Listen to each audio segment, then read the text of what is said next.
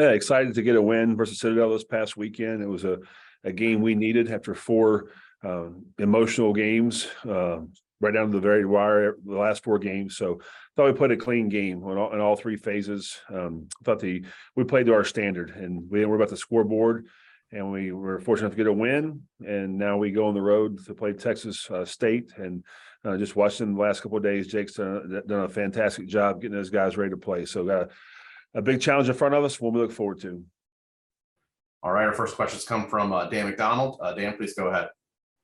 Morning, Coach. Morning. What were you able to get accomplished in that game? Besides, I know you probably got a chance to play a lot of guys. Well, I think we got a chance to play some clean football, and that was kind of our thing going into it. There was a lot of things we couldn't control. The weather was coming in. It was rainy. It was foggy. The wind was blowing. But, those kind of games that every possession counts on offense when you play a triple option football team, and we scored 7 touchdowns on 11 possessions, and our defense played assignment football, and that was the whole key. And they rushed for 179 yards, I believe, 2.9 yards per carry. And we got some young guys to play, and that's what we need to do. It's been 4 games with mostly our starters the whole time, and to get some young guys in there that'll help us once we start conference play this week. I was going to ask you about option, about having to prepare to play a team that runs the option. How hard is that during like the middle of the season, and especially for a non-conference game? It's not what you want to do on 4 days ready for option football, but we have some coaches here that was here at the Southern Conference back in the 90s, early 2000s that are familiar with that kind of style of offense. So we had a great game plan, and again, it was about assignment football, and our 3 words all week were dive, quarterback, and pitch. And we didn't practice with the football all week long on defense. We just worked on assignment football. Appreciate it, Coach. All right, thank you, Dan. We'll go to David Teal. David, please go ahead. Shawn, you mentioned the first 4 games having been down to the wire. Is there a limit to a team's emotional fuel tank, going through that week after week after week, where you do need a game such as you had this past week? Well, I think there's something to that. I mean, if you look into how we played the first 4 games, it was down to the last possession every single game, and then you add in travel issues and getting back here at 10 o'clock in the morning before we played Troy. And again, we lost to a very good James Madison football team. They won that game, but it was good for us just to really kind of reset ourselves and take a deep breath. And we need that as a program. We need that as coaches to really get back into a normal schedule and to play a good football game. And I was really pleased with our team. We played a clean game, and there wasn't turnovers. There wasn't many penalties. And we needed that to get ready for the stretch we're about to go on. All right, thank you, David. We'll go over to Mike. Mike, please go ahead. Thanks very much. Good morning, Coach. You talk about the things that you need. Does this team need to maybe get out on the road this week and build some more of that family and chemistry and all the benefits that you can get from a road game? Yeah, we do. We need to get away from Boone for a weekend. And again, we're very blessed here. We've sold out the last 3 home games here at App, and we've sold out 6 of our 7 games thus far. But it's good for us to go on the road and kind of get away and get some new scenery, if you will. And I think we play very well on the road. Our kids know what to expect, and so we're looking forward to going on the road this week and coming back to Boone for a midweek game versus Georgia State. Yeah, I was going to ask you about that. Your schedule is going to be a little bit jumpy here because you'll play and then have 11 days off before you play again, then have 10 days off before you play again. I know you take one step at a time, but this stretch of games is kind of built where you guys can get games and also maybe get a little healthier too. Yeah, we don't have a bye week this year. So we have a midweek game versus Georgia State and a Thursday night game versus Coastal. But we need to get play this game, and then and get some guys healed up. I mean, we don't talk about it much, but those 4 games were tough on us. We've been banged up a little bit and in all 3 phases of the game. So, but again, that doesn't get any easier this week when you play Texas State. You watch the tape and what Jake's been able to do there with this program to get those guys to play at a high level. So all of our focus is on Texas State right now. We'll worry about that when we get back. Thank you, Shawn. Thank you. Go to Alvaro Torres. Please go ahead. Hi, Coach Clark. Thank you for your time. I hope you're having a great day. Well, you managed to amass 545 total yards with only 20 minutes of time of possession. Do you think that might be explained by the fact that you went 0 for 5 on third downs? And is that something you're worried about? Can you repeat the question, please? Sorry. Do you think that might be explained by the fact that you went 0 for 5 on third downs? And is that something that you're worried about? No, I'm not worried about that going forward. It was disappointing. We were over 5, but we were 2 for 3 in the fourth down. So not concerning. I know our offensive staff have a great game plan, and but not concerned at all. Yeah, thank you. What a tremendous football game on Saturday between two good teams there. Obviously came down to last minute, and we were able to make one more play than them. I was proud of our team as far as just trying to find a way. It wasn't pretty in a lot of ways. I thought it was our worst game from a special team standpoint that we played. We put ourselves in some bad situations, missed some field goals, kicked some balls out of bounds. But in the fourth quarter, our team came alive there, especially offensively, and we were able to hold them to some field goals in the red zone, which was key there. But thankful to get a win. It's hard in this league, and looking forward, to going on the road trip here to LM, who's playing really well right now. Thank you. We'll start with David Teal. David, please go ahead. Jamey, have you ever had a team score the winning touchdown on a high hurdle like that? No, that was a first, obviously. There, it was. That's something he does a bunch. I've seen him do it several times, not nearly in that type of moment, and not nearly that high. His adrenaline was running really well, but that was a special play in Coastal history, no doubt. If you see that in a practice, what do you tell a player when he does that about ball security, about personal safety, all those things? Well, there's a lot of things that was going through my mind when he did it in the game. Now, he's smart enough not to do it in practice, I guess, because he knows what'll happen. But out there in the game, he's done that. He did it earlier in the game, and just not quite as dramatic in the moment there. So that's something that he just sort of does. But there was a lot going through, probably we can't talk about on here. Would you mind sharing whether you voted either of the Sun Belt's undefeated teams in your coaches poll this week? I did JMU. I actually have JMU the last 3 weeks. So. At 25 or? I was at 25, and I think for 2 weeks, and then this week I think we bumped them up 21, 20, somewhere around in there. Okay, they deserve it, huh? Yeah, they're doing well. They're representing the conference. They're playing really good football. I've not had opportunity to obviously watch them on video, but beating the teams that they're beating and the way they're doing it, they're deserving of that. Thank you. Good. All right, we'll move over to Alvaro Torres. Please go ahead. Hi, Coach Chadwell. Thank you for your time. I hope you're having a great day. Well, how important is it for you to know that your team is capable of winning close games in the fashion that they did, and being able to come out on top on multiple one-possession games? Well, there's obviously a lot of confidence in that. I think that shows that our team believes in that they're never out of a situation, which is important. I think that they've got some fortitude to them and resilience to keep striking, keep pushing through some challenging times, and we've been fortunate to win some of those close ones.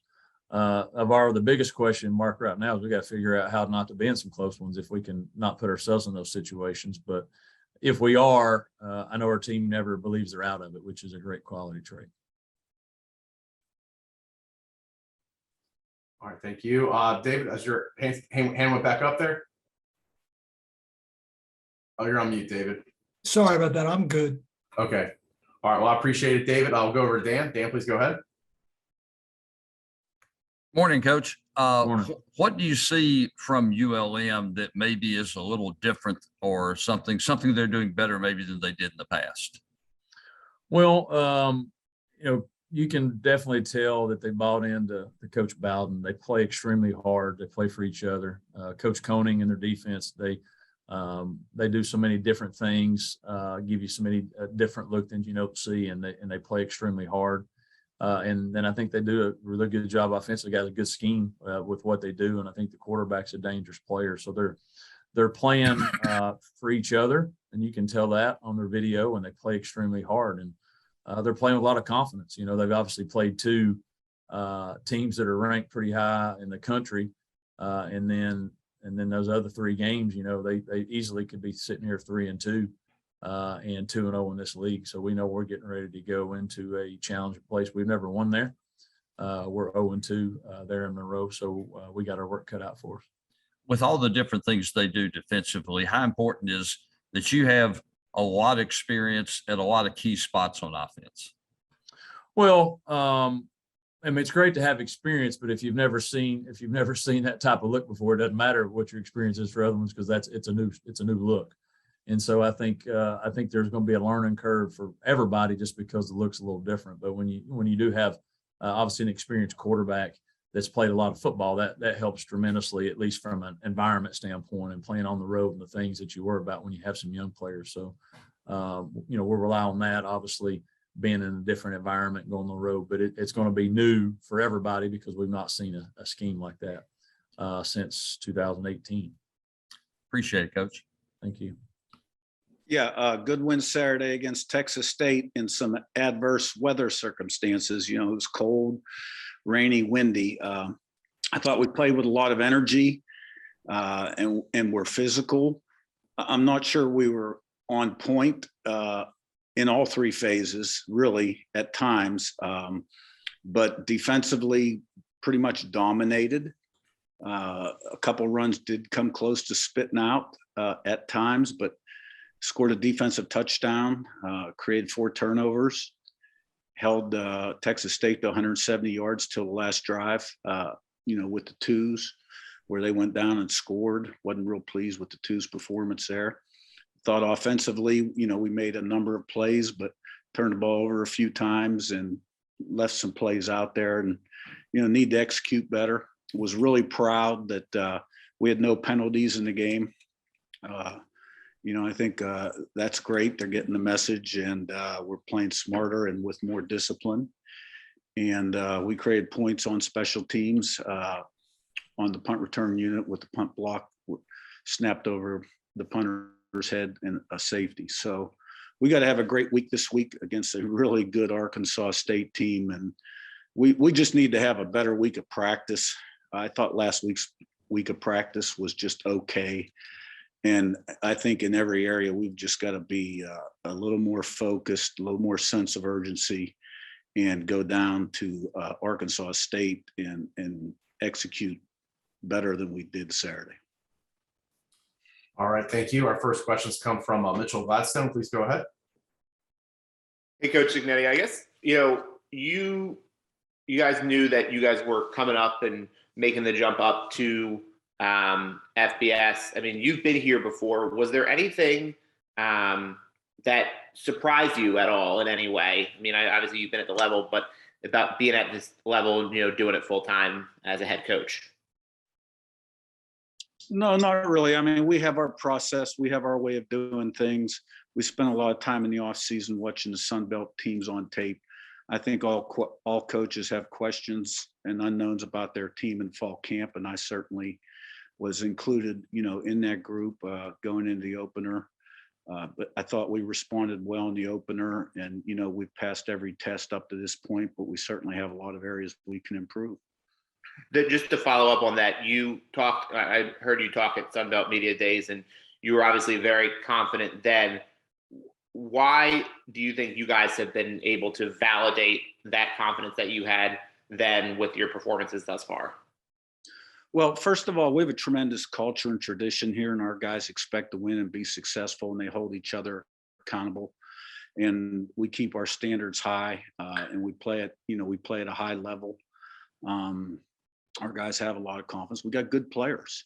You know, I don't know any coach in America that doesn't have concerns about his football team. I think we all do. But, you know, we've gone out there and we've played well and done, for the most part, the things you got to do to be successful. So I think there were a lot of unknowns because we hadn't played these teams before. But, you know, at FCS, there's a lot of really good football teams that would be successful at the group of 5 level.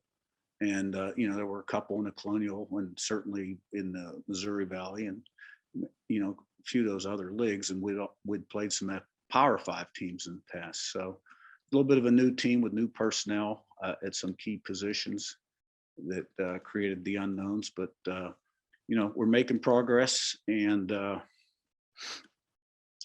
we got a chance to be pretty good. But, you know, it's all about today and this next challenge. Thank you. We'll go over to David Teal. David.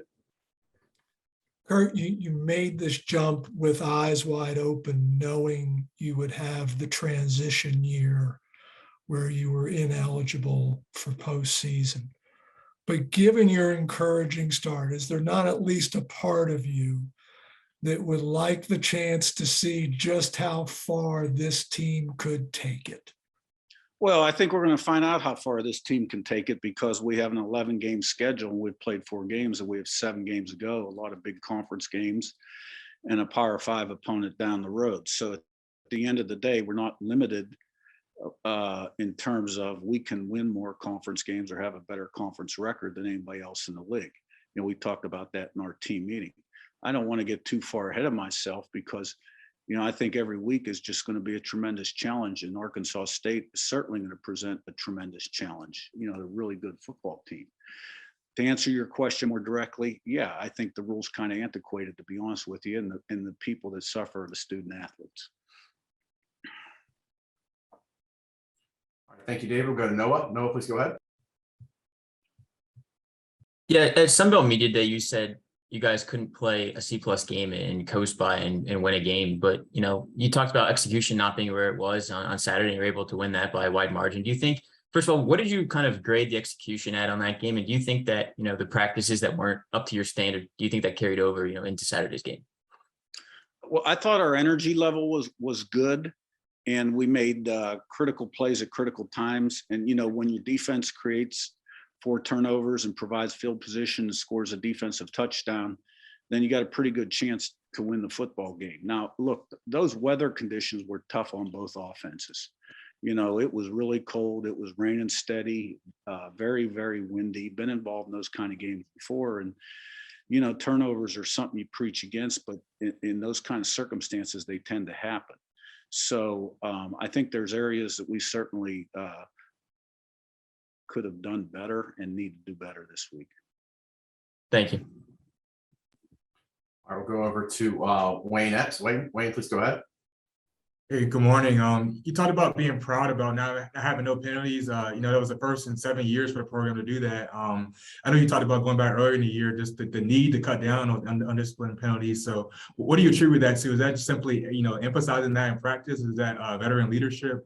What do you attribute, you know, going out and being able to have, you know, 0 penalties in the game to? Well, you know, I think it's a point of emphasis in the messaging as we get closer to game time near the tail end of the week. And I think obviously the players have listened and tried to improve in those areas and play smarter with more poise and more discipline. And, you know, we've seen the results. You know, when we go on the road, you know, that has to carry over. The last 2 times we've been on the road, we've had too many pre-snap penalties on offense, particularly on the offensive line. We're at the tight end position. We're going to have to eliminate that. So every week's a new week, and, you know, what you did is in the past, but, you know, I think it's very positive, you know, what we did Saturday in terms of the lack of penalties, and, you know, it's going to give us a better chance to be successful on Saturdays if we keep playing like that. That said, how much is a detail like that in particular something that will be emphasized as you guys reconvene, you know, the team today? About, hey, this is possible. We can go out and play with little to no penalties, and that can be obviously beneficial for us, especially in some bigger games as the season progresses. Right. Yeah. Well, you know, I'll certainly mention it Monday at the team meeting at 5 o'clock today. And but, you know, every day is a new day, and every challenge is a new challenge. So everything's earned, not given. You know, what you did in the past really doesn't matter. You just hope those habits carry over. Looking back at Saturday, I'd say, a frustrating game, a sloppy game across the board. And, I thought that, it was pretty tough weather conditions. And I thought that JMU handled it a lot better than what we did. And, you look at who we are right now. I thought our kids played extremely hard and they did a lot of great things, but our mistakes right now are magnified at a catastrophic level. And if you go back and if you take away the 4 turnovers that we had on kind of some uncharacteristic plays, but it was just part of the conditions that we were in. And also like the snap over the punter's head for a safety, those really 5 plays right there are a 26-point swing. And if you can minimize those plays, you're feeling a lot better, today, looking back at it. But, that's where we're at as a team where, we've got to understand that, we got to play clean football versus teams like James Madison and then this upcoming opponent with App State. And when we can minimize the damage of our mistakes and not be at a catastrophic level, then, I think we'll be a lot better moving forward. But, I told our kids not to dwell on this game. We still got a lot of ball left to be played, and it's about moving forward and correcting what we need to correct this week and doing it one day at a time and going out there versus a very quality App State opponent at home, which is going to be a fun game for us and a great opportunity. And we're looking forward to it. So our kids are excited for this opportunity. All right, questions. Thank you. First questions come from David Teal. Please go ahead, David. Jake, after watching JMU in person, did you vote him in your coaches poll this week? I didn't. I don't even remember, to be honest with you. I probably did, to be honest with you. We did it late that night, and part of my ops staff and they kind of finalized it up. But I talked about them putting them in. Do we end up putting them in? And honestly, I can't even say that to begin with. So sorry about that. But what were your? That said, what were your impressions of them, especially defensively? I mean, they're in the top 15 in every national statistic category. Yeah, no, I think they're a very quality opponent. I think they're coached well. I think Coach Cignetti does an unbelievable job with them, and they're a very aggressive scheme. I think they're the number 1 offense and number 1 defense and total defense in the country right now. And I think that they're very aggressive by nature, and everything's contested. And when you get into those kind of weather conditions as well, man, everything was extremely hard to just actually just get, our offense kind of in a rhythm. But I think that's a very, solid program across the board. I think they're going to make a run at this league. It's going to be very interesting to see how the rest of the season plays out. Thank you. Thank you, Dave. We'll go over to Dan. Dan. Morning, Coach. Morning. You're right there at 10-0. You get the bad snap, and then right behind it, you get the interception and so forth. How do you keep your guys going when something like that happens? Yeah, there was some plays that occurred in that game that were just very uncharacteristic, and we were very disappointed in the locker room afterwards. We were frustrated in the locker room. You watch the tape, and if you minimize those mistakes that I was talking about, it's a lot closer game in the end. And but you throw that pick 6, which is a play that it's open. We got a slant called to the left side of the field, and it just gets unfortunately tipped and returned for a touchdown. And you look at the quarterback, and it's just kind of like, all right, hey, we've got to force emphasis on getting the ball in space, maybe finding a window to throw, and we got to get those hands down for the defensive line. And it was more of a the talks after the game was more of hey, let's face it like men. Let's look ourselves in the mirror, figure out what we need to fix. And we need to move forward as a program and not dwell in this game. And I know what we're capable of doing, and we need to move forward and do our best effort versus App State. It doesn't get any easier for you. Comparing JMU and App State, are they more similar or are they more different in the things that they do? I think they're very similar. Obviously, they all got their little bit their twists on what they do offensively and defensively, but they're both very aggressive in scheme. They're both very talented.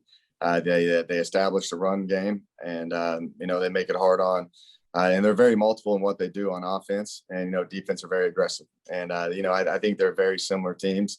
I talked to our team about how we're playing roughly the same opponent this weekend, so we've got to clean up our mistakes because these teams they take advantage of your mistakes, and that's what good programs do, and that's what the App State's done for a long time.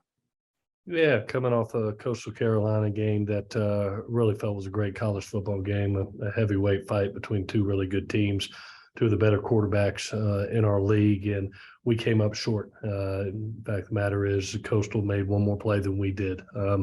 Really felt we were in a good position in the fourth quarter, being 10 up with 12 minutes to go. You always want to finish off a game, and Grayson McCall put on a show down the stretch. I thought if you would have told me that we were going to outrush Coastal Carolina and tie in the turnover battle where they had been so prolific in the first 4 games, I would have told you we won the game. But what ended up getting us in the end is having 6 explosive plays on defense where we only had 1 in the first half. 5 of those explosives came in the fourth quarter. And while they were being explosive, we scored on all 5 possessions that we had leading up into that last drive with 38 seconds left. But the last 2 drives were field goals rather than touchdowns, and that was kind of the separation. So we got to put that one behind us. Coming off that loss, our first one in conference against one of the better teams in our conference, and now get to a rivalry game against Georgia State, who's coming off a significant win against Army and really looking like they're playing with a lot of confidence. So with that, I'll take any questions that you have. All right, we'll go to Hunter Dawkins with the Gazebo Gazette. Please go ahead. Coach, as I've looked at your schedule and I've watched a few of your games, other than the first game with the blowout that you guys did, all the rest of the games have been pretty close, at least from possessions and here and such. I'm just trying to figure out what way do you get them over the top a little bit more, at least, or, trying to separate yourself in these close games. Yeah, I thought we did a really good job in the Ball State game where we ended up winning that by 2 scores. I felt like in the fourth quarter we really finished strong. And Coach Ellis, I think, has done a wonderful job in each one of these games of being able to adapt at halftime and being able to make some adjustments. You saw that in the Coastal Carolina game. It's a 7-7 game where both teams only have a touchdown apiece. Then all of a sudden you go in, you take a deep breath and say, okay, this is what's happening on defense. And then he goes out and goes 5 for 5 on the next 5 drives. College football, especially when you're playing good football teams, it's about the last 5 minutes of the game. I thought we were exceptional in the last 5 minutes of Nebraska, exceptional at Ball State. In this last game, Coastal played better than us in the last 5 minutes. And we put ourselves in a position on the road against a team that people said was going to have a chance to win this conference. And we're up 10, with 12 minutes to play. And it's about finishing against good teams. We didn't get it done this past week. We got another opportunity against Georgia State, and we need to do the things that we did against Ball State and Nebraska, which was the execution down the stretch. Thank you. We'll go over to Stan. Stan, please go ahead. Hey, Clay. This is the previous regime kind of poo-pooed the whole rivalry thing between State and Southern. What are your feelings on that? And does it need to be a rivalry between these 2 teams in the same state and the same conference? Well, we've got a lot of respect for what Shawn does and what Georgia State does. This is a team that people were telling me, and this is the best 0-4 team that's out there. And you look at it on tape, they go to Army, and Army got a taste of that last week. You see how well they played against North Carolina. You see how well they played against Coastal in a game where they turned it over 4 times and probably was the separation. But this is a really quality opponent. Shawn does a terrific job with them, both offensively and defensively. They're very aggressive. We're in the same state. Obviously, it's recruiting battles within this state, and this game is a rivalry game. Without question. And it's an important game within the conference because it's the next one. We're 1 game back now, being 0-1 in conference. So this is an exceptionally important game for many reasons. 1, for conference play. 2, because it's the next game and you're always trying to go 1-0 each week. But obviously, when you play Georgia State and you play a team within your own state, it does have significance. And our kids know that. They're smart, and Shawn's kids are smart. This is a special game to both sides. And we look forward to the opportunity. It's my first opportunity for that competition, and looking forward to having the opportunity to compete in Atlanta. Thank you, Stan. We'll go to Alvaro Torres. Please go ahead. Hi, Coach Helton. Thank you for your time, and I hope you're having a great day. Your red zone offense has proven to be good throughout the season and even started very well on Saturday. How would you evaluate your team's performance in that area after not being able to punch it in twice in the fourth quarter? Yeah, we've been really good down the red zone. When you look at us scoring points, a lot of it has to do with our field goal team right now that I think has been exceptional. When you look at Alex Rahne and what he has accomplished on field goals, he's perfect both in field goals and in extra points. It makes that percentage go up. But as a coach, what you look at is how many field goals are you kicking compared to touchdowns made? And in that fourth quarter, we had 3 opportunities down there. We come away with 1 touchdown and 2 field goals, and that's probably the difference in the game where Coastal scores 3 touchdowns in the last 12 minutes. And so you go back and evaluate exactly what you did. Sometimes it's winning a one-on-one battle. That was the case in the last drive. Is had a one-on-one opportunity with a receiver. Their kid made a nice play, and then we come back and run the ball versus a really advantaged coverage and lost a one-on-one battle on the edge. And so credit to their kids. They out-executed us on those 2 plays down the stretch. And that's usually what happens down the red zone is there's a lot of one-on-one battles and somebody's going to win them. We did not win those 2 opportunities. I have time for one more from Dan. Dan, please go ahead. Morning, Coach. Georgia State's scoring a lot of points in their last 2 or 3 games. I think they were in the 40s a couple of times, in the 30s last week. What are they doing offensively that they might not have been doing early? Well, it starts with a physical run game. That's the basis. You're talking about a guy that just, the leading all-time rusher in the history of the school. They got that last week. And in the complement with a running quarterback that can have quarterback-driven runs makes them exceptionally strong in the running area.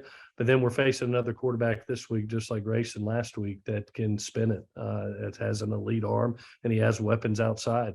Makes it a hard offense to defend because you have to choose. Are you going to stop the run? Are you going to stop the pass? And it's a little bit of a chess match back and forth.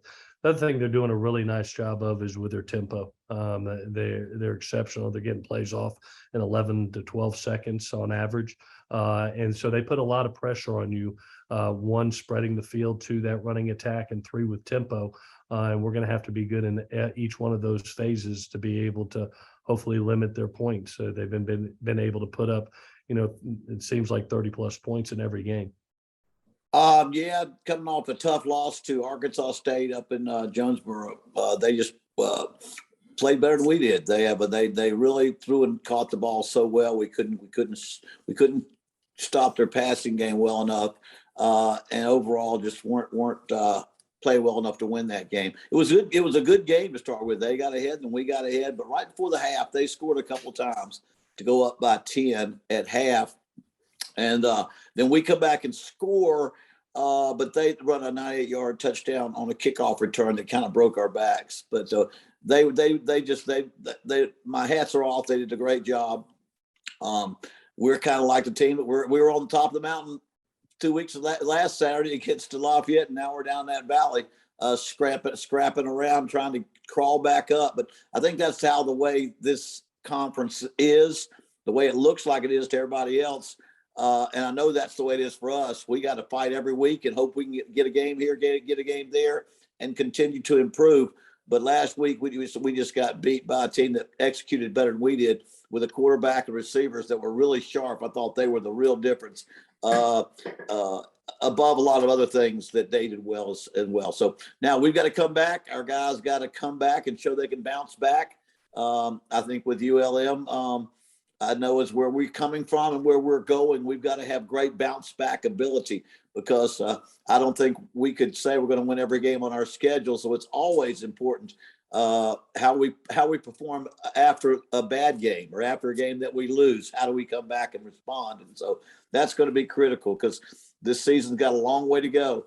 And as we're seeing, some teams that lost earlier are now winning, and some teams that won earlier are losing. So I think everybody's got to come to work every week and then play Saturday the best they can play, including us against a very tough team, Coastal Carolina, coming in here.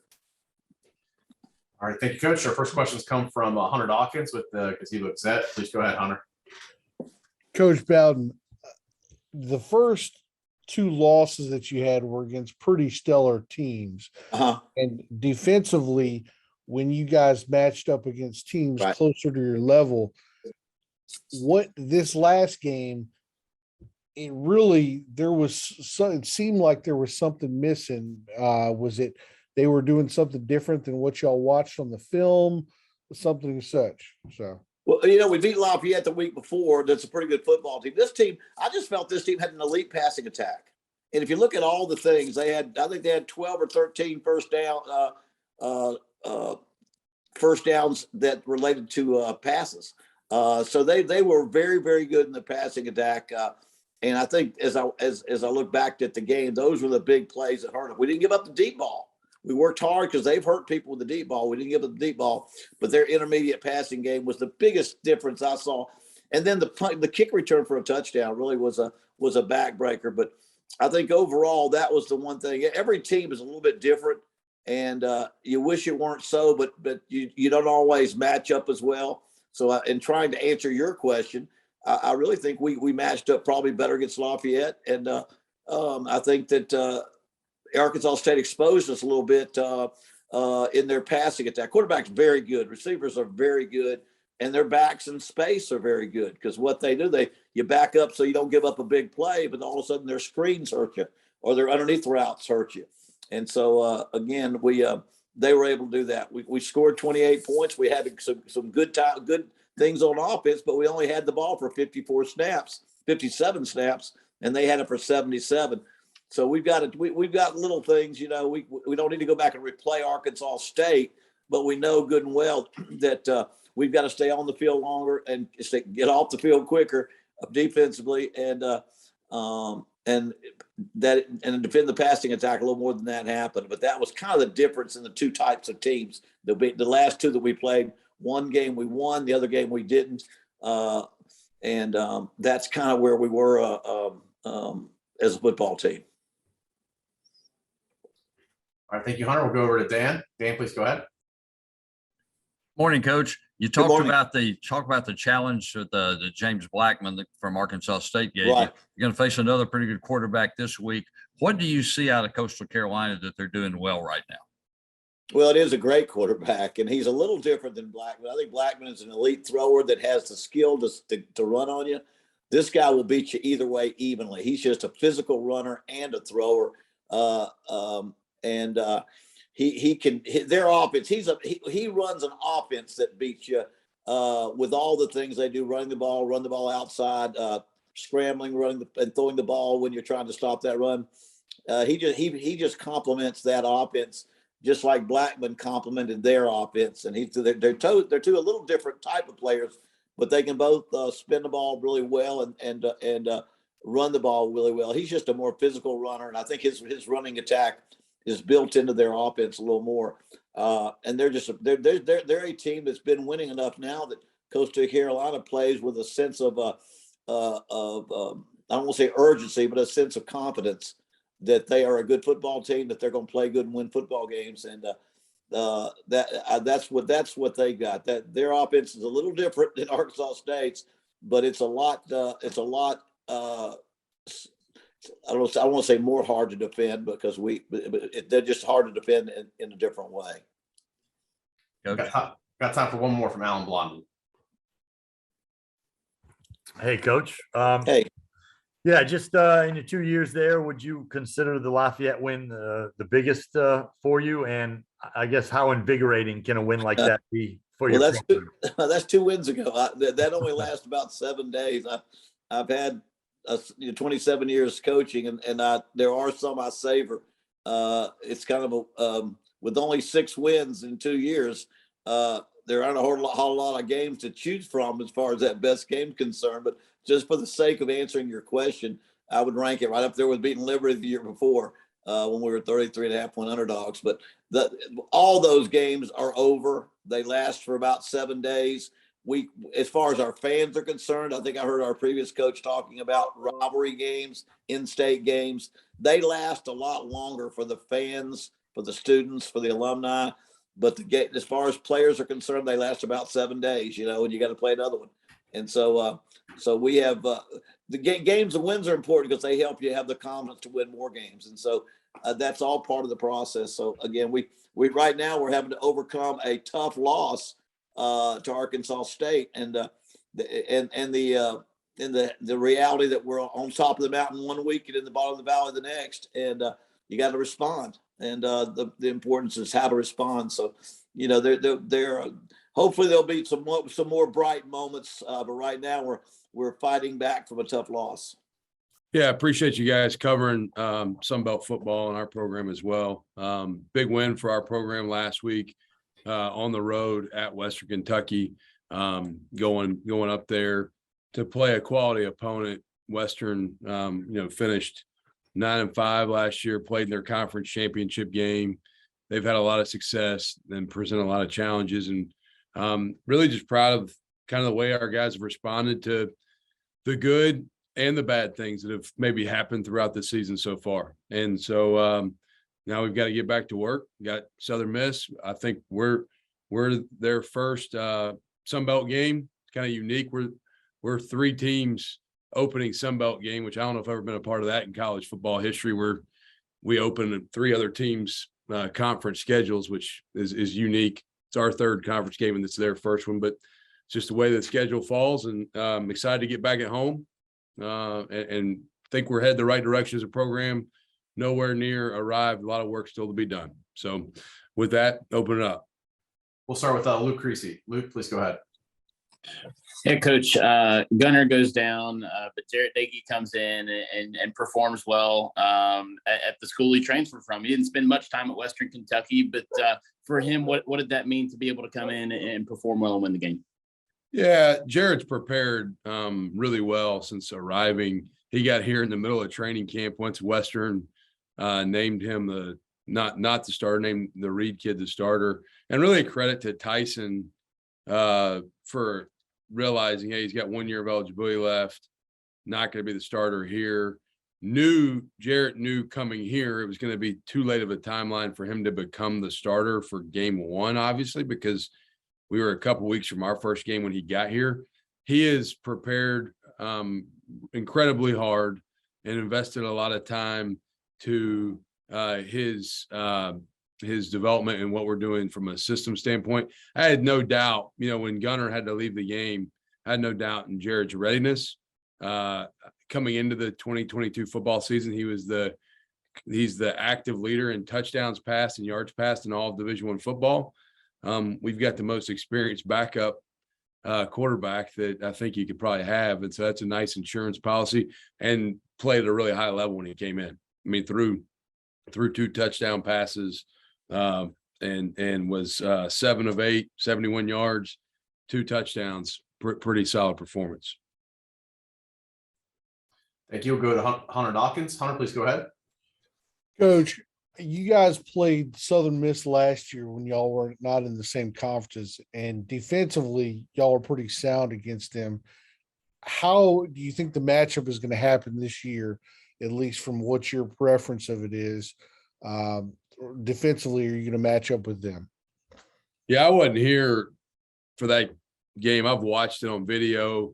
I think we're both got quality defenses. I think Will does a nice job offensively of really knowing what their identity is and leaning into that identity very hard. He's a good football coach. Their defensive staff does a really nice job. They've got quality players all over their defense. When you look at the depth chart, I mean, they got I believe 3 transfers from Ole Miss, a couple from Mississippi State, 1 from Arkansas, 1 from Memphis. I mean, they got guys that litter their depth chart that have been at the Power 5 level. They got good players, good schemes. They're good at what they do. They've played everybody tough with how they play the game on defense. So our offense has got their work out for them. And but it was a close game last year, really late into the game, and then we scored a couple times to open it up. But they're a good football team and have had a lot of great history with Southern Miss. This program has. All right, thank you. We'll go over to Dan. Dan, please go ahead. Morning, Coach. A two-part question quickly. What's Gunner's status going forward? Yeah, he's actually about an hour ago was in the training room with the doctors. I don't have clarification. Going to be very, anytime he got dinged a little bit, anytime, guys, I'm going to treat every young man in our program like my son. You know what I mean? And so I'm going to be very cautious about his timeline. I think he would be available from what I'm gathering, but I'm not going to push it. And the doctors will tell me whether his availability is or not. If he can't play, Jarrett can play obviously really well. And I think we'll be fine behind Jarrett. So feel confident Gunner is going to be available, but don't know that for sure yet. And what does it say about your defense? You almost got the big play on the tipped pass that they were able to convert, but then you got the sack fumble that pretty much put the game away. What does that say about your defense at the end?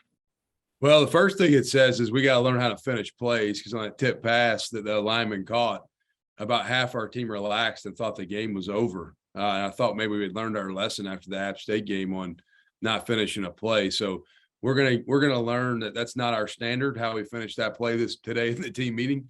But we're resilient.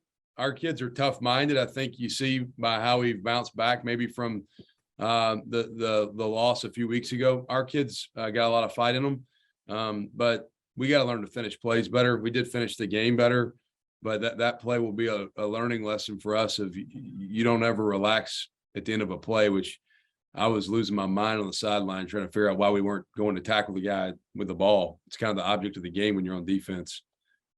Yeah, just kind of, in the same spot the last 3 weeks. Don't play well early on offense and, kind of have a chance to win the game in the end and just haven't done it.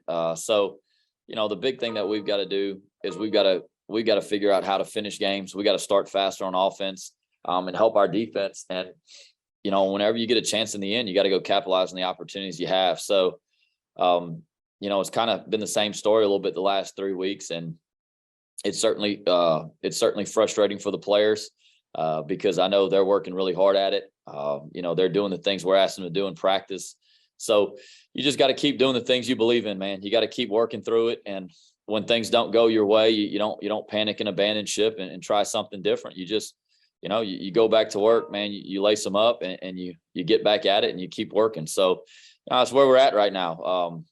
There's a lot of season left. You got 7 regular season games left. You gotta find a way to continue to get better, and you got to go out there and you got to start fixing some of the mistakes that you made. Thank you. Our first questions come from Hunter Dawkins. Please go ahead, Hunter. Coach, I don't necessarily know what happened, but I was watching on the TV on ESPN. There was an altercation from one of your coaches and the referees. I don't necessarily know what happened because it didn't address that on the TV. So if you care to give me the emphasis on that, what happened? So it was no real altercation. We were trying to get a timeout. It was obviously a tense part of the game. I was trying to get their attention, trying to get a timeout, and one of our coaches got out there to get his attention, get a timeout. And the officials, they like to deal with the head coach. They don't like to deal with any assistant coaches, which is pretty typical standard protocol. But we were trying to get the timeout called. Once we got it called, we talked about it. Everything was fine. All right, thank you, Hunter. We'll go over to Dan. Dan, please go ahead. Morning, Coach. Good morning. I know you're never happy when a game ends the way it did, but were you encouraged with the way your offense sort of gelled some for you down the stretch in those last couple of drives? Dan, we're getting closer and it feels like it's the same thing, but we played a really good football team on Saturday. And we're getting closer to the team we want to be. There's 4 or 5 drives in that game, whether at the beginning of the game, the first quarter, right before half, or the last 2 drives at the end that, you sit there and you say, all right, on offense, this is what we want to be, right? We're mixing it up, running pass. We're doing a good job. We're executing the way you're supposed to. We're doing it the way it's supposed to be done. And that's what we have to bottle up as a team, right? And as an offense, and we've got to do it consistently throughout the game. And that's the thing I've been saying really all year. But it's true. And, you see it show up and you see it and you say, man, like this is a team that we can be, the team that we want to be. So it's like anything, it doesn't matter, whether you win or you lose, how much you win or lose by. There's always some good things to come out of it that you can build off of. And there's always some things that you got to get fixed. And, I don't believe it's always gloom and doom, and I don't think it can be that way. You have to build off the positives. And there were some in there, but there's certainly just so many things that you say, guys, we're doing it to ourselves and we're putting ourselves in this position. And I've said it before, I just don't think you can live in the world where you expect to win it the last drive of the game every game. And, certainly it's happened that way for us, quite a few times in the last couple of years, but you can't live in that world and expect to continue to get those results. It's just not going to work that way. Now that you've looked at the tape, can you assess Ben's performance? Yeah. Ben is a gutsy player, man. And he's got incredible toughness, and he sparks our team a little bit. For the most part, I really felt like Ben did a good job. He executes the offense pretty well. I did think that we missed some throws down the field, which, when you play the position, you're going to miss some, and we had a couple of them there where he had to move. And I think kind of his eyes got out of whack, wasn't looking where it needed to be. But again, Ben gave us a chance to win the game.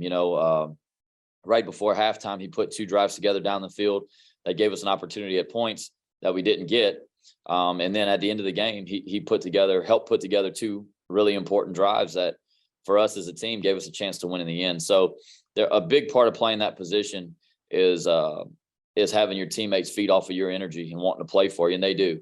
And so for Ben, he's got to continue to play that way for us.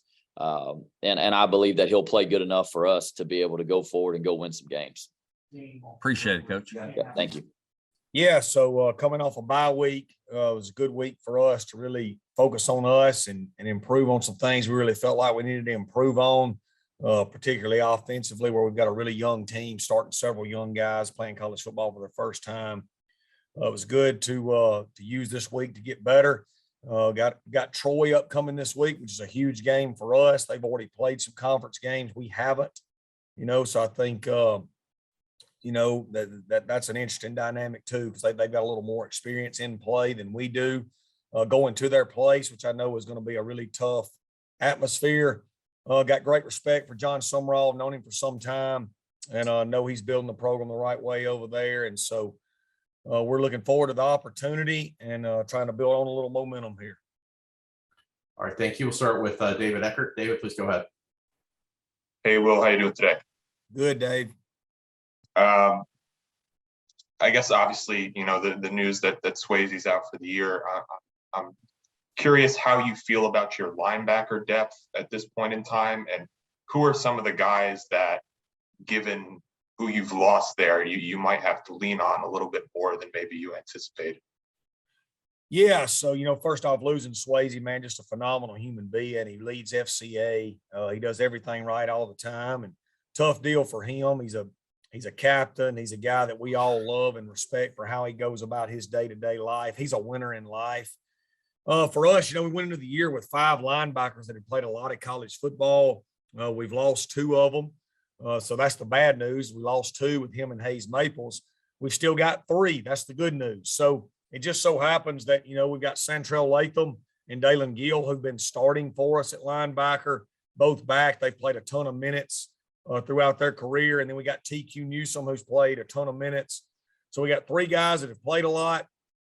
We got some other young guys in our program, Caleb Garner, Arian Gregory, and Drew Horton, that'll also fill in right there, that are getting some minutes in the kicking game. So, it's tough to lose 2 great players like that are great people. But hopefully we've got enough depth that we can keep going. All right, I'll go over to Heath Hinton. Heath, please go ahead. All right, Heath's still not unmuted. Go over to Hunter Dawkins. Hunter, please go ahead. Coach, a little question for you. Now, I did ask the Troy coach the same question, but with a different outlay. You guys against them last year, I know pretty much most of the year you struggled offensively, but against that Troy team, that was really the first time where there was really a team that really you tried to match up with them, and it, for some reason, the schemes or so just wasn't really effective from the ground up. Is there some type of matchup, do you think, when looking over the videos and such, how are you guys going to match up against their defense? Even though I know the coaches are different, things are different, at least from there. Yeah, I mean, last year we were a pathetic football program last year. That's been well documented. We were awful, and hopefully we're a lot better than we were then. And they've got a new staff, so it's a totally new scenario, Hunter. I don't think last year's game has any carryover to this at all, except for there'll be a few kids that both played in it. Hopefully we're a better football program and can put a better foot forward this year than last year. I'll head back over to Heath. Hey, Coach. Last week you talked on your off week about players getting together with their coaches and working on things that they needed to work on. I guess from a coach's perspective, how did that go? And can you talk a little bit about that? Yeah, we got them back in here this morning, team meeting, got out there on the field and had a lot of energy and juice. I think our kids are refreshed. And, I think we did get a lot better last week. I think there's a lot of young kids in our program that have played 4 games now. They've been through a 5-week fall camp and now 5 weeks of the season. And so they're 10 weeks in and they're not young anymore. So I think we continue to see growth, and we've got to see that all year. That's why you practice to get better. We're a young football team that's in year 2 of building this program really from scratch. And so we hope to continue to improve as the year goes on. And I think we took advantage of last week. I sure hope we did. All right, we'll go over to Garrett Busby. Hey, Coach. Teams typically either come out swinging out the gate after a bye week or start a little slow. Do you prepare differently and practice throughout the bye week or not? And will it be challenging to carry over the momentum that was created from the Tulane game a couple weeks ago? Man, Garrett, I don't know the answer to that, but we try to get a little better every day. We had a great week last week, focusing on ourselves. We did turn and start looking to Troy later on in the week. We do have a little bit of a jump start on getting ready for them, but we really try to take advantage of last week getting better and improving ourselves. And now going into this week, we certainly hope we come out of the gates and play well early, but it's going to be a 60-minute game. They've got a great defense. We've got a great defense. We're both improving offensively. So I think it's going to be a great college football game between 2 teams that really are physical and like to hit you. So we'll have to play really well to go over there and get a win. I think they're 8-point favorites, and they picked to finish second or so in the league. So, we'll have to play really well to go over and get it done. Thanks, Coach. And one more question. If the playbook isn't already wide open for Wilkie, will it be this week? Man, yeah, he gets a little better every day. He's a young kid that's got a bright future, and he gets a little more comfortable with everything we do every day. Yes, good afternoon. It's a good Monday around here for the first time this season. We went up to Army this past weekend and played really well for 4 quarters. Came out there on top, 31-14, I believe it was. So we got some smiles on our faces, and when we're feeling pretty good, getting focused on Georgia Southern this week. A lot of areas in our team are continuing to improve. And it was just great to see our team go up there and play really well in all 3 phases. A couple mishaps here and there, but when you go play Army at Army, it's a difficult place to play. I think they've only lost 2 games there since 2010. So we went up there and did a marvelous job. Our team was focused and prepared. Our coaches did a great job in getting our team prepared as well. And it just came out on top. So we're looking to continue that trend, try to get better this week and against what I think is a very good Georgia Southern team. All right, thank you. We'll start off with Brady. Brady, please go ahead. Hey, Coach. Hi. First thing I wanted to ask, you kind of mentioned it's a good Monday. Coming off of the win, have you already kind of noticed that there has been that bit of a lift from finally getting one in the win column after some tough losses?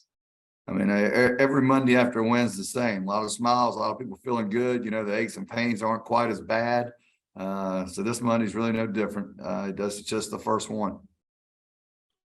And I wanted to, last year, I think you joked a couple of times, called the front for your defense, the no-name defense, just because it's a lot of guys making plays. A couple more the last couple of weeks have shown up in Shamar McCollum and Dunlap. What have you seen from them in their play?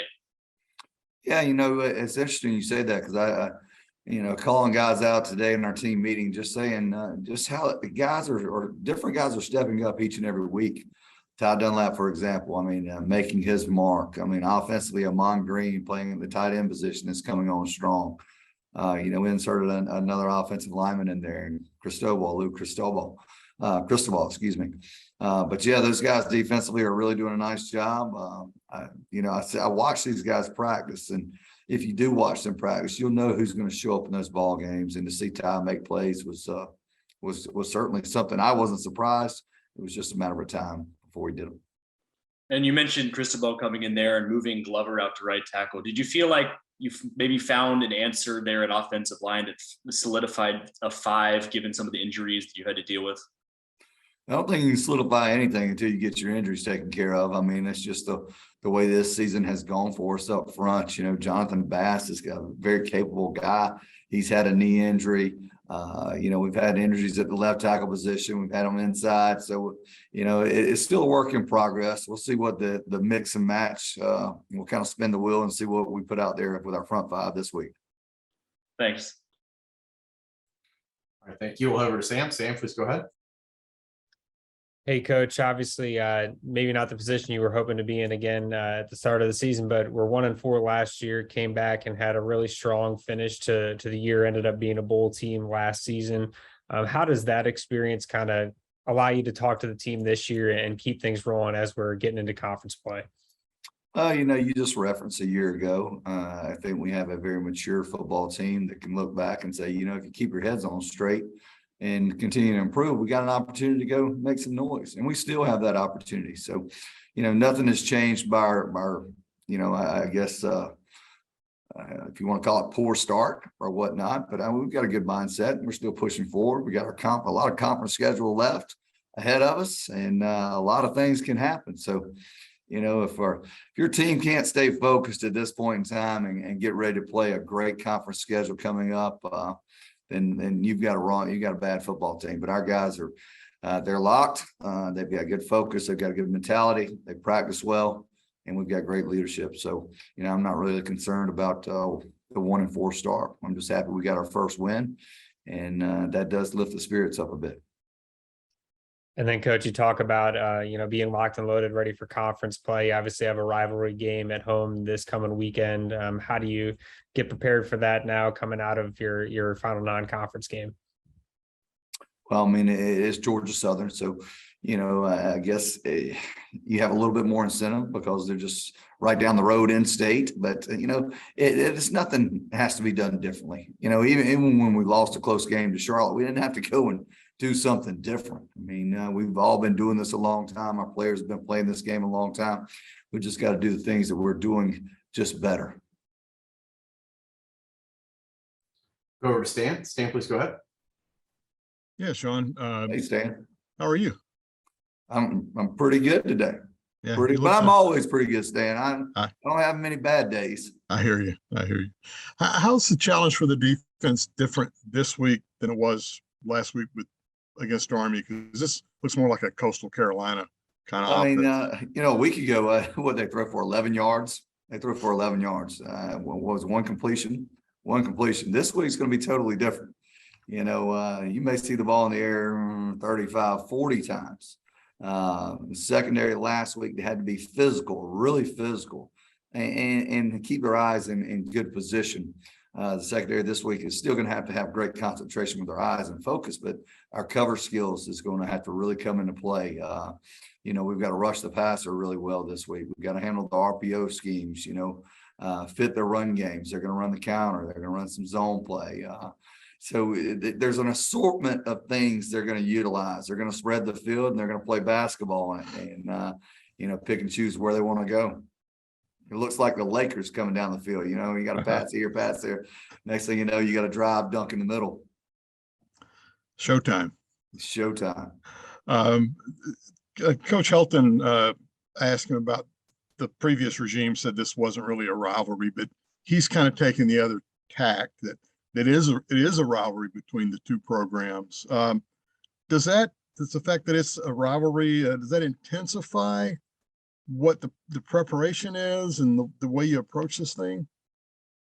I don't think so at all. I think you approach it the same way. Just like I mentioned a little bit a while ago, you know, you got to still go out there and you got to practice, but you got to practice the things that you weren't so good at Army or weren't so good at it against Charlotte or South Carolina or University of North Carolina. We've just got to be better at practice and improving ourselves. To tell you the truth, I barely even, and it's no disrespect, you know, I think Georgia Southern's a good football team, but I told our guys again today, I said, we've got to win today. We've got to make sure Monday is the very, very best day that we don't beat ourselves with having a great mindset and a great mentality and a purpose in what we're trying to do. Now the focus is on Georgia Southern, but it's Monday, Georgia Southern. It's not Saturday, Georgia Southern. So we don't want to get too far ahead of us, but you know, we prepare each and every day for these contests that we're playing. They're all good football, well-coached teams with great players. We've got to be at our best to get a win. We all understand that.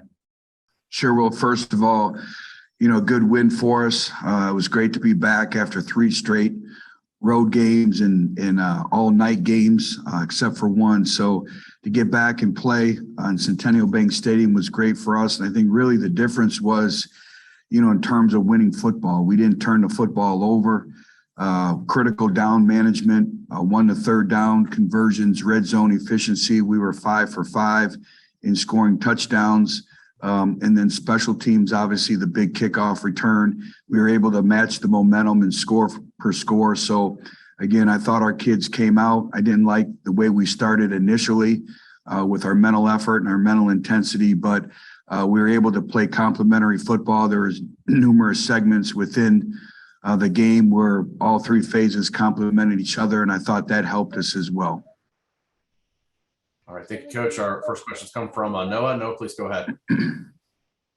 Hey, Coach, what kind of challenge does Jamey's defense pose for you this week? And you know, are you surprised at the start that they've been able to get on?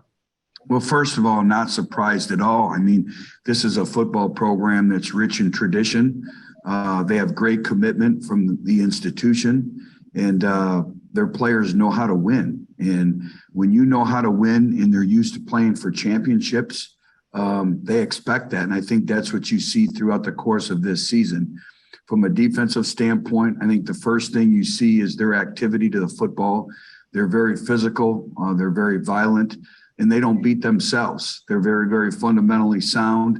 They have the ability to play man coverage, zone coverage, and for them, it all starts up front. They're extremely disruptive up front, and very physical. So it's going to be a great challenge for us. We'll go over to Mitchell Gladstone. Mitchell. Hey, Butch. As far as the offensive line, I guess this is sort of 2 parts of the same question. You know, it felt like the left side, you know, with McKeelan and Mackay, they had some really, really good moments. Then on the right side, you know, got to see a couple different pairings of guys at guard and tackle. You know, why is the left side doing so well, and where do you see that right side going forward? Well, I think you look at the experience of the left side with McKeelan, you know, so in Mackay, I mean, you look at those 2 individuals, and then we were starting 2 new individuals in the right side of the line. So, you know, again, it's repetitions. What we're finding out right now is you can never have enough depth in the lines of scrimmage. And that's kind of what we're going through. You know, and ULM does some really good job with some things up front of moving the front and movement games and all that. And there's no benefit for experience. There's no benefit for years in the program and getting bigger and stronger, especially in the offensive line. And as we all know, that's a position where we're growing and we're developing our football program right now. We've had no depth since we came here, and now we've been able to recruit a little bit of depth. But when you're developing offensive lines and you're developing lines of scrimmage, usually the teams that win are the teams that have the veteran offensive and defensive lines. And our kids have done a very good job. Our younger players have done a very good job of, working themselves into those roles. But I think a lot of it is experience. I think a lot of it is just overall strength. We're going to continue to need a lot of these youngsters to step up for us with 6 more games left or 7 more games left. Thank you. We'll go over to Luke. Hey, Butch. Obviously, this past week, Valence came back. You had Kevon on limited snaps. How are those guys looking, especially Kevon coming back full time, and maybe some of the other guys that you're expecting to get back as well? Yeah, well, first of all, having Valence Hunt back in our offense was a huge difference, as we all saw. I mean, not only from a skill set standpoint, but from a maturity standpoint, from a leadership standpoint, then obviously from a productivity standpoint as well. And then Kevon, having him back adds a whole nother dimension to our defense, working him way back in. All these individuals were great on Sunday. They were fine. So, we expect more extensive repetitions from them. But, that's the thing is you plan and you recruit and you develop, and we've not had our full team intact the entire year. But to get those 2 individuals back, and I think what you see is a lot of individuals that are working through the injuries and the natural adversities that a long football season brings about. I think that speaks volume for their competitive character, their character. We have a lot of individuals in our program that are working their way through things right now. Time for one more from Jeff Reed. Jeff, please go ahead. Hey, Butch. Hey, Jeff. Just what did the victory on Saturday mean to your program? Well, we always know you have to have great respect for winning, and you can never take winning for granted. And winning is exceptionally hard to do. And like we talk all the time, half of college football loses each Saturday. So it makes you appreciate everything that goes into it. But, every time we win with this young football team, there's great illustrations. There's great examples. It's the little nuances of winning. I thought we started off sluggish. I didn't like our mental effort and our mental intensity starting on Friday. But what I saw is a team mature. I saw a team kind of grind their way through it, learn how to play complementary football with everything that goes into it in those 3 phases. So, obviously it's about winning the game. I think, we played winning football. Before you can win a game, you can't not lose the game. And we didn't lose the football game, and we made the critical plays that we needed to, the momentum plays, and then the critical down management as well. So, again, it was great for our kids. We needed that. They've worked very hard. So it was great to see. Yeah. Obviously we played a talented football team, and we made too many mistakes in order to win the game on both offense and defense. So when you do that, they took advantage of them, and we had our chances to win the game. Obviously it's 24-24 deep into the 3rd quarter, and just too many mistakes led to us not getting the win. Thank you, Coach. We'll start off with Jeff Reed. Jeff. All right, Jeff's still on mute. We'll head over to Alvaro Torres. Please go ahead. Hi, Coach Rahne. Thank you for your time. Well, Ali Jennings is leading the nation in receiving yards right now. What can you tell us about him and the season he's having? Yeah, he's playing well for us. I think our offensive staff has done a nice job of finding ways to get him open and continue to, get him open, really down the field, because, he's first in the nation in yards, but I think he's only, I don't know what it is, 6th or 7th or 8th in catches or something like that. So he's getting some plays down the field and creating those sort of moments. And he's done some nice things in one-on-one matchups at the junction point of winning those, especially some contested catch stuff. Thank you. We'll go over to Sam. Hey, Coach. Obviously, disappointing result this week, but 1-0 in the conference, getting ready for your next conference game coming out of your bye at Coastal Carolina. How do you reset and use this bye to kind of get ready for the rest of the conference season? Yeah, I think there's a number of different things you're trying to do during the bye. I mean, number one, you're trying to get healthy and make sure that you're fresh for the bye, both, mentally and physically. I think number two, You're trying to develop the young players so you can have as much depth as possible going into the conference season, which we all know is, a challenging one. And then you're trying to make sure that you still have your techniques and fundamentals. And so you're trying to work on those as much as possible. And the last thing, you're trying to make sure that you get a head start on your next opponent. Obviously, Coastal presents some challenges from both an offensive and a defensive standpoint. So if we can get, a head start on that for our coaches and our players, that's going to be a huge deal. And then, Coach, we already talked about Ollie Jennings, but how about Jason Henderson on the other side of the ball? What he's done for you this season? He's played very, very well. Obviously, he's a tough player. He's a great tackler. He's done some good things. I think his leadership is really improving on really a weekly basis. So very, very excited about what he's done for us. And but if you look at our defense, I think there's been a lot of contribution. I think we have at this point, I think we have 10 different players with a sack, which is a pretty impressive stat. So I think we've done some good things, playing some good team defense right now. And then last one here for me. How do you game plan for Grayson McCall, the Coastal offense, two-time reigning Sunbelt Player of the Year? Obviously got a little extra time here at the bye week, like you said, maybe get a little ahead on Coastal, but what do you think going into this week? He's a great player. I mean, he throws the ball exceptionally well. Everyone always talks about his feet, but he throws the ball exceptionally well, and he does a great job of operating that offense. And I think that coaching staff has done a great job of continuing to add just little wrinkles to that offense and make it harder and harder to defend each and every year. So, I think that he's obviously a guy who's played there a bunch and done some great things. And we've got to make sure that we are playing team defense and we're where we're supposed to be, or else he's going to take advantage of it. Yep.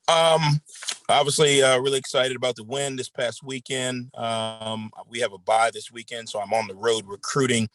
Apologize for being in the car, but really excited about the opportunity to recalibrate and get ready for next week's game. Thank you, Coach. Our first questions come from Sam. Sam, please go ahead. Yeah, Coach. Obviously, you have a tough game coming up when you come out of your bye with Louisiana, defending Sunbelt champion. Obviously, 0-2 to start the year in the conference, but formidable opponent for sure. How do you kind of use this week to get ahead on that game, and then what else are you looking to get out of this week? Definitely, I'm excited about the opportunity. I don't think, and we don't really look at records. We look at the film. And when you put the film on from ULL, they are definitely not a 0-2 conference team. They're very extremely physical on defense. They have a good plan on offense. You look at what they're doing, you can tell that they are a championship level program. This week, we're going to use it to, one, kind of allow our guys to continue to get healthy. We're doing a pretty good job. We don't have any guys or many guys completely out, but 6 games into the season, everyone, needs a break. So it's going to help us do that. Obviously getting ahead on recruiting, getting a chance to get out to some of the high schools here in the local area and across the country to be able to continue to build our roster. And then obviously making a really good push to get ahead on our upcoming opponent, using this opportunity to really dive into the film, really find out where their advantages are and how we can maximize our advantages and continue to play well enough to win. And that's the goal for next week. And we start that now. Over to Luke Creasy. Hey, Coach, when you look at the quarterback play from both Columbia and Fancher, you talked in the preseason about some of the strengths that they both have individually. How do you continue to use that and capitalize on those strengths with plays for each in your offense? Yeah, I think what we've got to do, especially this week, is kind of evaluate what each one of them has done well and try to recruit, or continue that path and those plays and those situations, and then look at where they've had issues and how can we eliminate those issues or remove that part of the game plan or whatever it is from their role. And I think both of them have done some really good things, and I think both of them will honestly say that there are things that they got to be better at. and we'll kind of be able to take a deep dive into that this week and try to enhance their positives and correct or remove their negative or their mistakes. And I think that's more than just the individual. I think that's collectively, especially on offense, finding out what we've been able to do well and recreate ways to continue to do that. And then the areas that we've had issues in, either one, to try to correct them and improve, or to try to, find ways to stay out of those situations. So I agree with you. Both of them have done some really good things. And our job as coaches is try to enhance or add on or build on to what they've done well. Thank you. Got one more from Sam. Coach, Kalen's obviously off to a historic start, top 2 or 3 in the nation in rushing yards per game. What has he done or the team done that has allowed him to be so successful stepping into your offense? I think we've been able to kind of just do what we're good at right now. We're good at running the ball. We've got to continue to do that in order to give our offense a chance to be productive. Obviously now when you have someone who's leading anything, obviously the teams that you're playing are going to be looking at ways to try to stop that or prevent that or minimize the ability for us to do that well. So we've got to continue to enhance what Kalen and the offensive line and the offense has done in the run game, and then be able to create other positive off of that, whether that be in the pass game, the RPO game, or continuing to run it.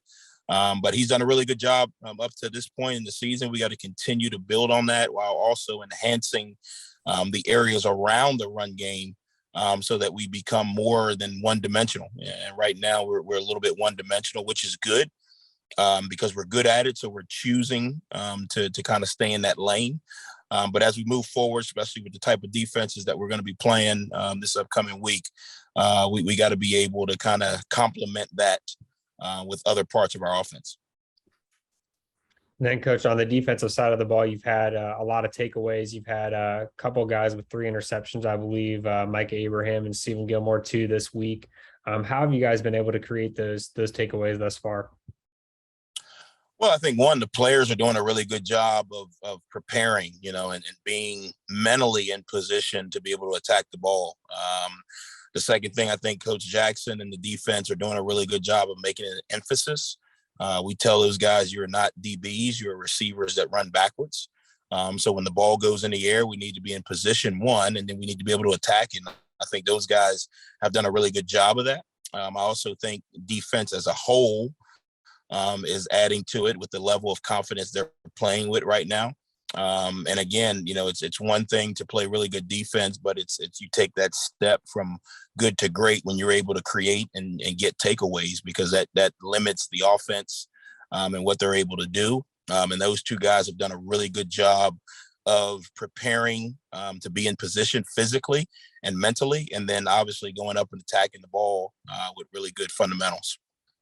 Yeah, obviously really exciting win for our team this past Saturday.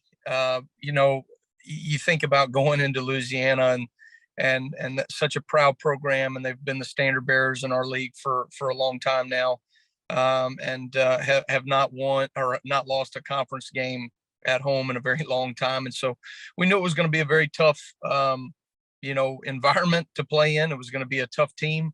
I thought they really had an answer back from some 2 tough losses on the road, coming back home for their homecoming game. I thought they played tremendously in terms of just their physicality. I thought they played hard, and really, outside of we dropped an interception early in the game, and I thought they really carried the momentum for the majority of the first half. And so it was a tough, gutsy performance from our guys. Did not execute nearly as well as we had liked to, and some things that we certainly need to get corrected. But when you go through the Sun Belt, we talked about consistent teams are going to be the ones with the best record at the end of the season. And I thought, we were inconsistent at times, but we did things when we needed to, and our best players showed up in big moments. And so that was really exciting. That's something that we have not done well enough here in this program. And so to have that, and to be able to go on the road and secure that win and in the fashion that we did. I think there's momentum to be gained from it. Hey, Coach, our first questions come from Hunter Dawkins. Hunter, please go ahead. Coach, congratulations on the victory. Thank you. Also too, Coach, like you said about some inconsistency from the defense, you guys obviously matched up pretty well with him. Offensively, I was kind of, as in the previous games, I've seen you guys being able to get some conversions and things like that on third down and such. They just didn't seem like it was there. And just talk to me about that. See how things are going to change for that throughout the season.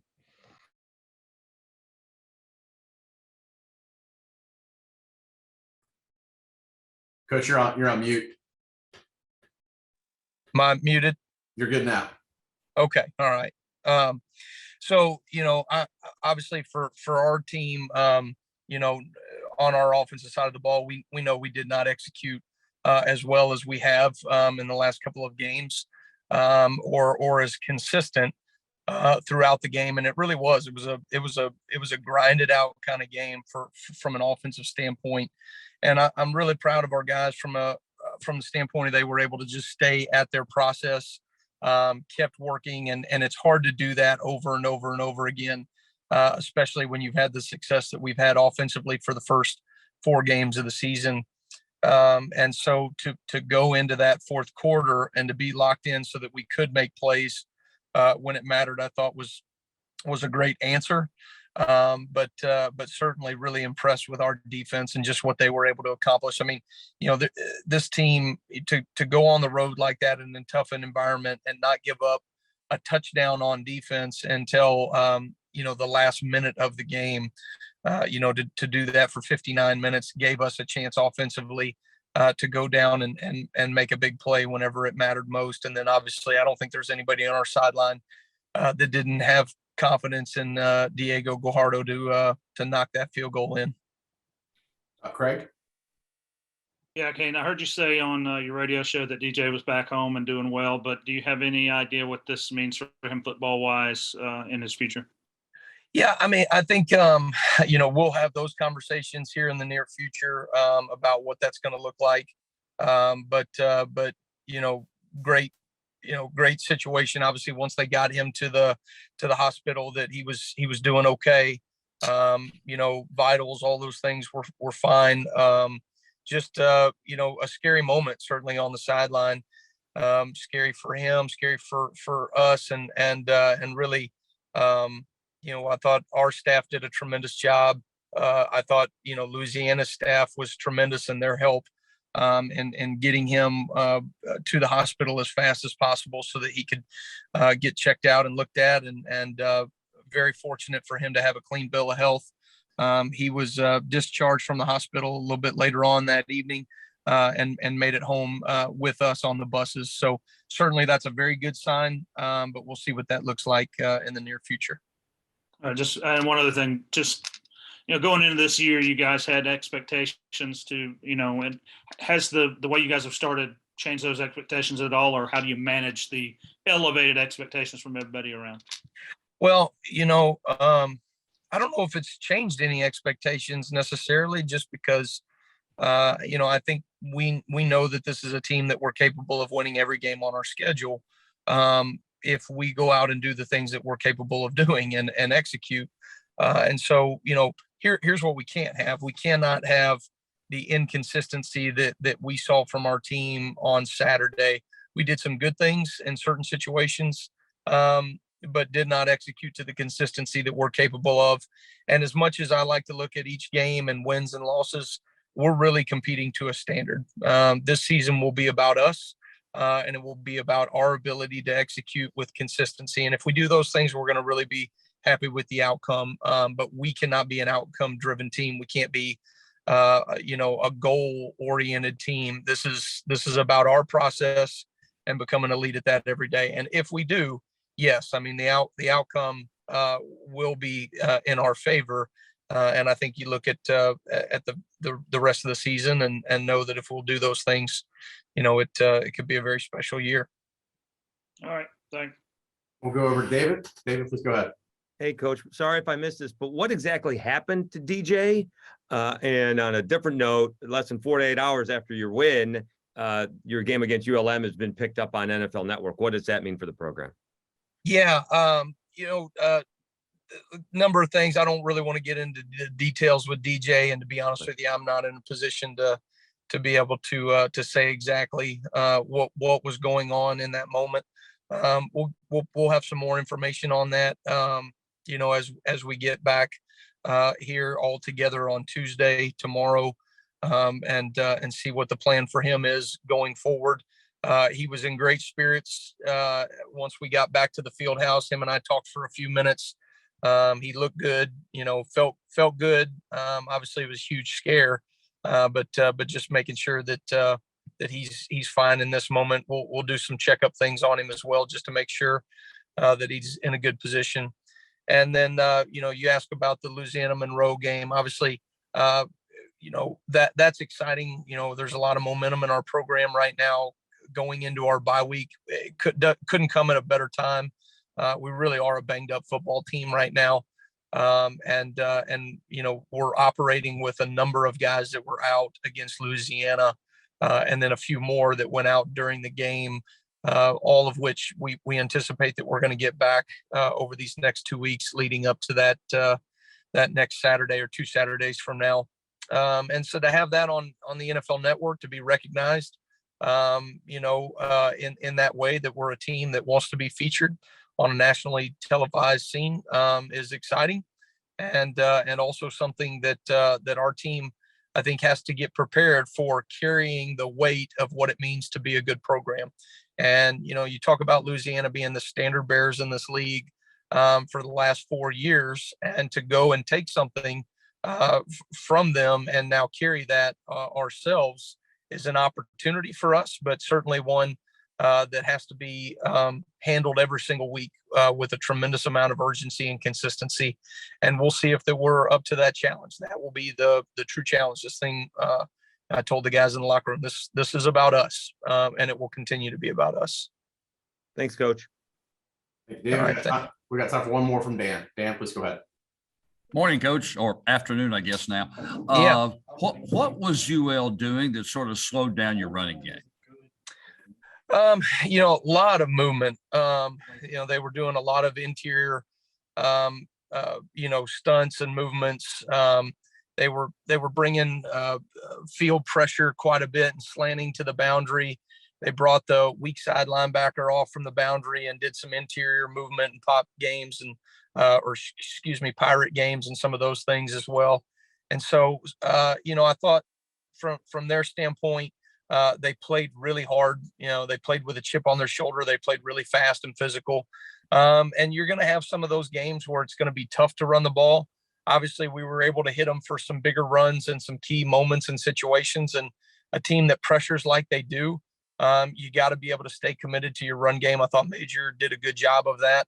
And ultimately, some of the big runs that we hit were the keys to us scoring on that touchdown drive in the fourth quarter. And then obviously, the big 21-yard run that we hit on third down against them to set ourselves up to go have 2 tremendous catches to get us into field goal range and win that game. So,